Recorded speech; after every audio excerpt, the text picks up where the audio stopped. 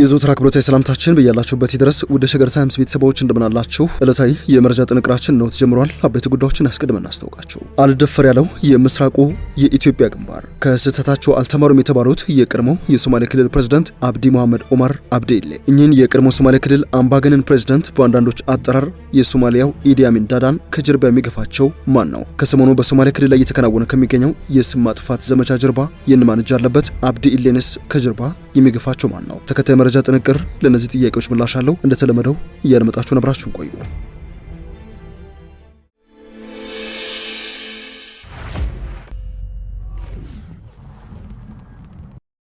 ሐምሌ 28 2010 ዓ.ም በሶማሊያ ክልል ርዕሰ መዲና ጅግጅጋ ከተማ በርካታ ንጹሃን ላይ ግድያ እንዲፈጸም፣ የአካል ጉዳት እንዲደርስ፣ የንብረት ውድመት እንዲከተል፣ በማህበረሰቦች መካከል የእርስ በርስ ግጭት እንዲቀሰቀስና ከተቻለም የሶማሊያ ክልልን ከኢትዮጵያ ሀገር መንግስት ለመገንጠል የተደረገው ሙከራ የለውጡ መንግስት ወደ ስልጣን ከወጣ በኋላ የገጠሙት ፈተናዎች መካከል ቀዳሚው እንደነበረ በብዙዎች ዘንድ ይነገራል። በወቅቱም ጠቅላይ ሚኒስትር አብይ አህመድ በከፍተኛ የህዝብ ድጋፍ የታጀበ የኃላፊነት ወይንም የስልጣን ጅማሩ ነበራቸው። ከኋላ የቀድሞው የህወሓት ጀነራሎች ይመሩታል ተብሎ የነበረውን የጅግጅጋ የጸጥታ ቀውስ ለመፍታት ለቀናት ጠቅላይ ሚኒስትሩ ከእይታ ተሰውረው እንደነበረም የሚታወስ ነው። ያኔ በርካታ ሰው የጠፉ በሚል ከጥያቄ ወደ ጭንቀት የተሸጋገረ ስጋት ነበረው። ጠቅላይ ሚኒስትሩ ከጥቂት ቀናት በኋላ ወደ አደባባይ ወጥተው የጅግጅጋውን ጸጥታ ቀውስ በመፍታት ላይ ተጠምደን ነበር ሲሉ የጠፉበትን ምክንያት በተመለከተ ለቀረበላቸው ጥያቄ ምላሽ መስጠታቸውም አይዘነጋም። ይህ ክስተት አንዳንዶች የሶማሊያውን ኢዲ አሚን ዳዳ በሚሏቸው የቀድሞው የሶማሊያ ክልል አምባገነን ፕሬዝዳንት አብዲ መሐመድ ዑመር አብዲኢሌ አማካኝነት የተመራ ቢሆንም ኦርኬስትሬት በማድረግ ግን በሶማሊያ ክልል ለዓመታት የግዢ ያክል ስልጣን የነበራቸው የቀድሞው የመከላከያ ሰራዊት ጀነራል መኮንኖች እንደነበሩም ነው የሚጠረጠረው። ያሞኔ ዋናው የቀውስ መሪ አብዲኢሌ አብዲ መሐመድ ዑመር ከክስተቱ ማግስት ወደ እስር ቤት ገቡ። ከዓመታት በኋላም በምህረት የዛሬ ዓመት ገደማ ከማረሚያ ቤት እንዲወጡ ተደረጉ። ውሳኔው በኢትዮጵያ ፖለቲካ ማህበረሰብ ዘንድ ይቅርታን የሚያበረታታ ተብሎ ተቀባይነት ቢያገኝም በስልጣን ዘመናቸው በሶማሊያ ክልል በነበራቸው የመሪነት ሚና ለፈጸሙት የሰብአዊ መብት ጥሰቶች በሙሉ ተጠያቂ መሆን አለባቸው፣ ተገቢውን ፍርድም ሳያገኙ ከማረሚያ ቤት መውጣት የለባቸውም፣ ስህተት ነው በሚል በዓለም አቀፍ የሰብአዊ መብት ተሟጋች ድርጅቶች ዘንድ ተቃውሞን አስነስቶም ነበር። ነገር ግን አብዲኢሌ ይባስ ብሎም ከስር ሲወጡ ይጸጸታሉ ተብሎ ቢጠበቅም ወደ ቀድሞ ባህሪያቸው ተመልሰው በክልሉ አሉ ይጠቅሙኛል በሚል የሚያስቧቸውን ቀዳዳዎች፣ የልዩነት ክፍተቶች በመጠቀም ሁከትና ብጥብጥ ለመቀስቀስ መስራት ጀምሯል በሚል እየተወነጀሉ ይገኛሉ። ለዚህ ደግሞ ተሳተፉባቸው የሚባሉ በቅርቡ የተከናወኑ የሴራ ወጥመዶች ለአብነት እየተጠቀሱ ነው። የቀድሞው የመብራት ኃይል ባለሙያ በኋላም የክልሉ ፕሬዝዳንት ሆኖ በህወሓት ሰዎች ያለአንዳች ምርጫ ተመርጧል የሚባሉት አብዲኢሌ በኢትዮጵያ ባለፉት 8 ዓመታት በተረጋጋ ሰላምና የተሻለ የልማት ጭላንጭል እያለፈ ይገኛል የሚባለውን ሶማሌ ክልል መልሶ ወደ ሁከት ለመክተት ቀረኝ ያሉትን ድንጋይ ሁሉ እየወረወሩ ይገኛሉ። የማህበራዊ ትስስር ገጻቸውን ለዚህ አፍራሽ ዓላማ በመጠቀም ቀጥለውበታል። ለዚህም ነው የቀድሞው የኦነግ መሪ የሆኑት አቶ ሀሰን መሐመድ አብዲ አልተጸጸቱም ሲሉ ምስክርነታቸውን የሚሰጡት። አብዲ መሐመድ ዑመር አብዲኢሌ አሁንም ትንሽ አጫፋሪዎችን ይዘው ወደ አደገኛ የብጥብጥ ተግባር የተመለሰው ባለመጸጸቱ ምክንያት ነው ሲሉ ወንጅሏቸዋል። የቀድሞው የኦነግ ሊቀመንበር የቀድሞውን ፕሬዝዳንት ከስር ከተፈታ በኋላ አግኝተው እንዳነጋገሩትና እንደመከሩት የሚናገሩት ሀሰን በዓለም አቀፍ ደረጃ በሰብአዊ መብት ጥሰት ወንጀል የምትፈለግ ሰው ሆነ እያለ ይባስ ብሎ የተረጋጋውን ክልል ለማበጣበጥ የምታደርገው የሚዲያ እንቅስቃሴ የተመለሰው የሚጎዳ አንተን ነው ብለው እንደመከሩት ይናገራሉ። ከሰሞኑ በክልሉ ርዕሰ መስተዳድር ሙስጠፋ መሐመድ በክልሉ ካቢኔ እንደዚሁም በክልሉ አስተዳደር ላይ የስም ማጥፋት ዘመቻ ለማድረግ የተቀጣጠለ ድምጽ በማዘጋጀት አንድ የሚዲያ ዘመቻ ስለመደረጉ ለአብነት ይጠቅሳሉ የመረጃ ምንጮቻችን። ከዚህ የሚዲያ ሴራ ጀርባ አብዲኢሌም የቀድሞ አለቆቻቸው የህወሓት ሰዎችም እንዳሉበት የክልሉ መንግስት አመራሮች ይናገራሉ። አብዲ ኬንያ ከሚገኙ የተቃውሞ ኃይሎች ጋር በመጣመርም ይህን መሰል የሚዲያ ዘመቻ ስራ እንደጀመሩ ነው የሚሰማው። ይህ ብቻ አይደለም። በጊዜያዊነት ተጠልለው ይገኙበታል ከሚባለው ዱባይም በተመሳሳይ በማህበራዊ ትስስር ገጻቸው ላይ ከስም ማጥፋት እስከ ሁከት መቀስቀስ የደረሰ ተግባር ላይ እንደቀጠሉበት ነው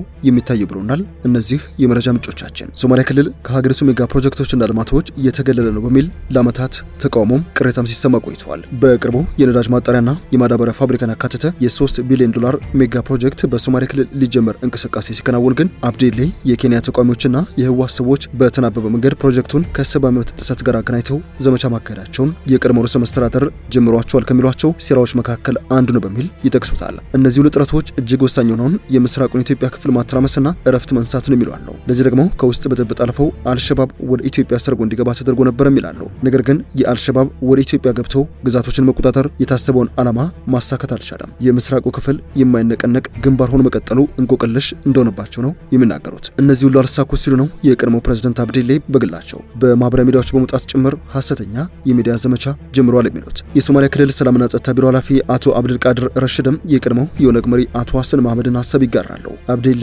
አልተጸጸተም በሚል የቢሮ ኃላፊ አብዱል ቃድር ከቅርብ ጊዜ ወዲህ የቀድሞው ሶማሊያ ክልል ርዕሰ መስተዳድር የነበሩት አብዲሌ በኤክስ ገጻቸው እየጻፏቸው የሚገኙ አነጋጋሪ የሆኑ ጉዳዮችን ተከትለው በስልጣን ዘመናቸው ፈጽመዋል ያላቸውን መጠነ ሰፊ የሰብአዊ መብት ጥሰቶች እንደዚሁም የጭፍጨፋ ወንጀሎች ከዚህ ባለፈ ደግሞ ከሰሞኑ ከስህተታቸው ሳይታረሙ እያከናወናቸው የሚገኙ ሴራዎችን በተመለከተ ተከታዮቹን ጽሑፍ አጋርተዋል። አብዱል ቃድር ረሺድ ግድግዳዎች ላይ የፈሰሰው የንጹሃን ደም በሚል አርዕስት ነው ሀሳባቸውን ያሰፈሩት።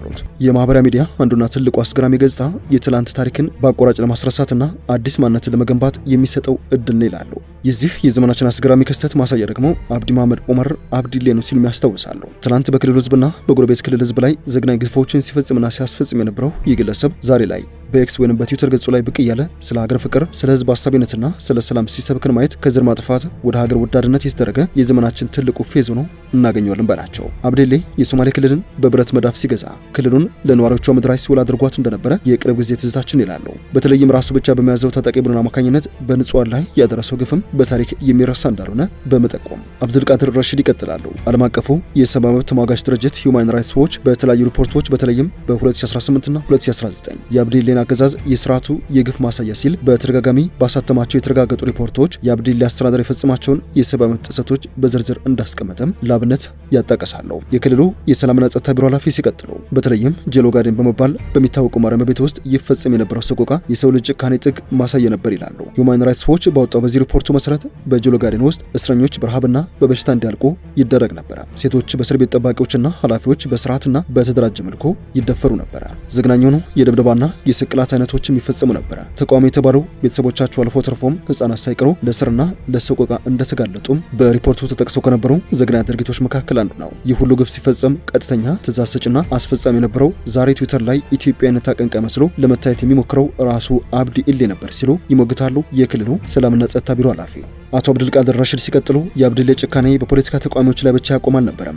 ስልጣኑን ሊያጣ መሆኑን ሲያረጋግጥ በሐምሌ ወር 2010 ዓ.ም በጅግጅጋና በአካባቢው ከሌላ ብሔር በመጡ ኢትዮጵያን ላይ በኦርቶዶክስ እምነት ተከታዮች ላይም ዘርና ሃይማኖትን መሰረት ያደረገ ጭፍጨፋ ወይንም ኤትኒክ ክሊንሲንግ እንዲፈጸም አዘዘ ናቸው። በዚህም ንጹሃን በአሰቃቂ ሁኔታ ተገደሉ፣ ሀብት ንብረታቸው ተዘረፈ፣ አብያተ ክርስቲያናትም በእሳት እንዲጋዩ ተደረገ። ይህ ተግባር በየትኛውም የህግ መለኪያ የዘር ማጥፋትና በሰብአዊነት ላይ የተቃጣ ወንጀል ወይንም ክራይምስ አገንስት ሂውማኒቲ ነበረ። ከዚህ ባለፈ አብዲ ባለፈው ጥፋቱ ታስሮ እንደ ሀገር በመጣው ለውጥ ምህረት ተደርጎለት ሲለቀቅ የበደሉን ህዝብ በመካስ ካልሆነም የቀረውን ዕድሜ በጸጸትና ወደ ፈጣሪው ቀርቦ ማሳለፍ ሲገባው እርሱ ግን ዛሬም ሐምሌ 28ን በጅግጅጋ ለመድገም ከህዝብ ዘርፎ የወሰደውን በቢሊዮን የሚቆጠር ገንዘብ እየረጨ እንደሚገኝ በገዛ አንደበቱ ሲናገር የተሰማባቸው የተቀዱ ስልክ ንግግሮቹ ማስረጃ ናቸው ሲሉም ያመሳክራሉ። ነገር ግን ይህ ሁሉ የደም ዕድፍ በእጁ ላይ ያለ በሚሊዮን የሚቆጠሩ እናቶችና አባቶች እንባ ሳይደርቅ ዛሬ ስማርት ስልኩን ይዞ በትዊተር ገጹ ላይ ስለ ሀገር አንድነት፣ ስለ ህዝብ ጥቅምና ስለ ፍትህ ለመከራከር ለመወገት ሲጣጣር እየተመለከትን ይላሉ።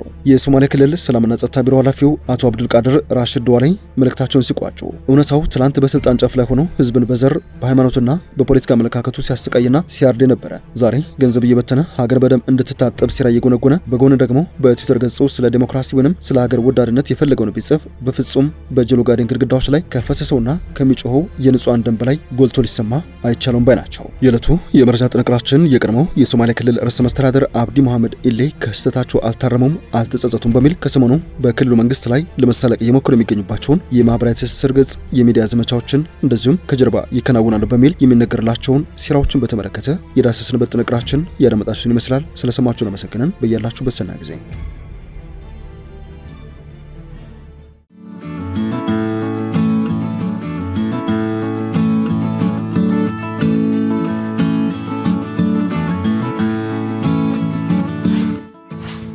ሸገር ታይምስ ሚዲያን ሰብስክራይብ በማድረግና ደወሉን በመጫን ይከተሉን።